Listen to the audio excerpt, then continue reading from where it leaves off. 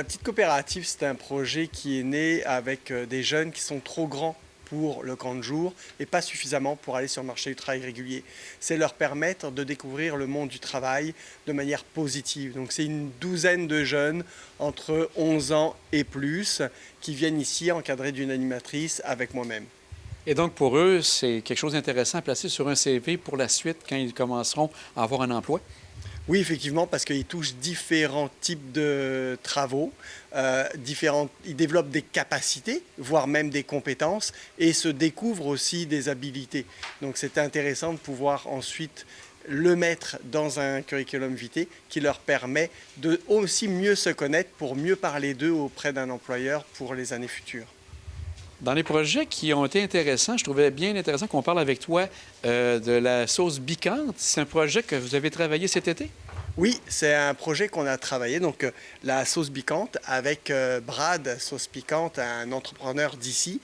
Il y a plusieurs projets dans ça. Il y a le miel d'abord qu'on fait à la ferme David Simard. On a nos ruches qui sont sur les terres de David. Donc à partir du miel que l'on produit avec l'argousier, Montferréol, à Saint-Ferréol, on a décidé de faire quelque chose de différent et on a amené une sauce piquante. Les jeunes ont travaillé aussi sur le concept visuel avec un artiste, Patrick Fortchild, qui était avec nous aussi cet été avec d'autres artistes comme Sautosieux, Chantal Caron ou Louis-David Gagnon-Le Tourneau, où on a fait une structure, on a continué la structure de la montagne à l'école du Mont-Sainte-Anne, une structure qu'on avait déjà commencé dans le cadre de Pèlerinard l'année passée.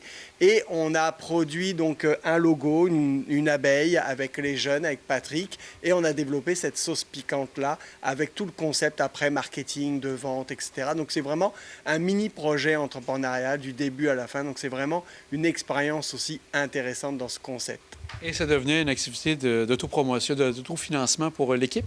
Oui, c'est ça, parce que c'est un début de projet, mais nous, avec justement les jeunes qui viennent et moins jeunes de manière plus régulière à l'année, on va continuer ce concept-là. On a prévu de faire une nouvelle sauce, pas sur ce modèle-là, c'est-à-dire pas trop piquante, légèrement piquante, avec un modèle un peu plus grand format, à base de bleuets, de mûres, on ne sait pas encore, mais on va pouvoir continuer ce projet-là et proposer à la communauté d'autres choses. Et l'Atelier 138 vous a aidé également, je crois, dans ce projet-là? Bien sûr, c'est des partenaires de premier choix. On va pouvoir aller là-bas en cuisine, mais avec aussi le glanage, on a pu bénéficier des récoltes, par exemple, de bleuets qui vont nous permettre de faire cette sauce piquante-là. J'ai vu aussi que les jeunes ont participé ou ont collaboré à l'animation pour les camps de jour qui se passaient dans les différentes municipalités à la Côte-de-Beaupré? C'est ça. Cette année, c'était vraiment une belle année. L'ensemble des villes de la Côte-de-Beaupré ont participé à notre projet. Ils ont été vraiment accueillants et ouverts. Comme chaque année, nos jeunes allaient faire une activité de découverte du monde du cirque. Cette année, on a proposé une deuxième activité en plus qui était sur le thème de la précision des jeux d'adresse, des jeux de kermesse. Donc, on a pu aller dans l'ensemble des côtes-jours de la Côte-de-Beaupré faire deux activités différentes. Donc, je n'ai pas le compte en tête, mais c'est plus de 600-700 enfants qu'on est venu voir 2 fois. Donc, grosse expérience aussi pour nos jeunes en animation, en gestion d'ateliers, gestion aussi des partenaires, etc. Donc, c'était vraiment enrichissant. Donc, c'était vraiment eux qui avaient à tout gérer ça. Vous les supportiez, bien sûr, mais il y avait à voir comment ça se passait pour une kermesse, une animation en général? Oui, c'est nous, avec Shaoyan Kret, qui était ma coordinatrice du projet, on était là pour vraiment les accompagner, mais c'était les jeunes qui étaient responsables autant de l'aménagement du site, les activités, l'encadrement des jeunes, etc., même la communication des fois avec certains adultes. Nous, on était derrière pour pouvoir les soutenir, etc., mais c'était les jeunes qui devaient aller au-delà de ça, puis pour pouvoir aller prendre des initiatives par rapport à ça. J'ai vu aussi qu'ils ont été initiés au bénévolat grâce, entre autres, avec le Québec Mégatrail. Donc, c'était une première expérience pour la plupart d'entre eux au niveau du bénévolat, on pourrait dire? Oui, c'était vraiment, encore une fois, un partenariat intéressant avec le QMT où nos jeunes ont pu s'occuper du tri sélectif. Donc une expérience bénévolat pour les jeunes et leurs parents qui nous ont aussi soutenus pendant ce week-end-là parce qu'ils étaient présents. Donc encore une fois, très intéressant comme projet avec bénévoles, l'ambiance aussi sportive. Donc ça leur donne aussi peut-être envie de refaire cette expérience parce qu'on en a besoin des bénévoles lors de ces événements-là. Et j'ai cru comprendre qu'à vers la toute fin, vous avez eu l'occasion aussi de faire un genre de dîner d'entreprise en vous rendant directement chez Caron et Gay. Alors, le dîner entreprise, comme chaque année, on propose à différentes entreprises. Cette année, on l'a fait avec nos fidèles partenaires chez Unico, chez Caron et Gay. Effectivement, on a fait ce qu'on appelle les midi hot dogs, où l'employeur offre à ses employés un midi spécial, un midi hot dog. Et c'est les jeunes qui sont là pour préparer les hot dogs. Donc c'est vraiment une très belle relation. Les jeunes ont pu aussi visiter certaines entreprises parce qu'un des objectifs aussi pour l'entrepreneur, c'est ces futurs jeunes qui sont peut-être aussi des futurs employés. Donc mettre en avant leur milieu afin de permettre à ces jeunes-là de postuler, pourquoi pas, ou même de parler de ces entreprises-là. Donc, c'est vraiment des partenariats importants. On a vraiment travaillé avec beaucoup d'entreprises. Je pense aussi à IGA, Canyon Sainte-Anne, où on a été travailler. Canyon Sainte-Anne, très beau partenariat où on a travaillé avec Canyon Sainte-Anne à offrir des bouteilles d'eau aux touristes qui venaient ici. Et en échange, ils nous ont offert des places pour nos jeunes pour faire le canyon, faire Air Canyon, etc. Donc, c'est vraiment des collaborations avec les entreprises locales très intéressantes et vivifiantes pour nos jeunes. Donc, je sens qu'il y a quand même quelque chose de très bien qui s'est déroulé. Donc, comme tu dis, ça a bien été pour les jeunes, puis aussi une belle implication des gens d'affaires de la Côte-de-Beaupré pour que ce soit une belle activité pour eux au cours de l'année.